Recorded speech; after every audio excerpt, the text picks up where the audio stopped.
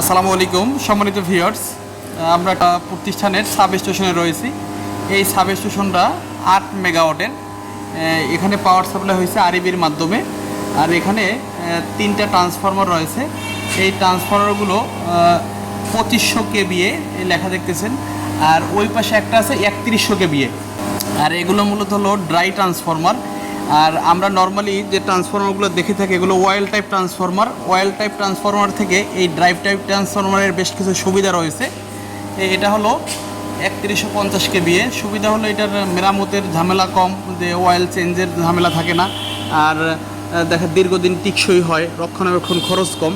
বিভিন্ন সুবিধার জন্যই যে ব্লাস্ট হওয়ারও ঝামেলা থাকে না। আর বিভিন্ন সুবিধার জন্যই বড় বড় প্রতিষ্ঠানগুলো এই ড্রাই টাইপ ট্রান্সফরমারগুলো চুজ করে, যে এককালীন ইনস্টলেশনের সময় যে পরিমাণ খরচ হয় যে ওই লেভেলই খরচ থাকে। এরপরে দেখা যায় আহামরি এরকম কোনো সমস্যা হয় না। যদি কয়েল পুড়ে না যায় সেক্ষেত্রে কোনো কিন্তু সমস্যা নেই।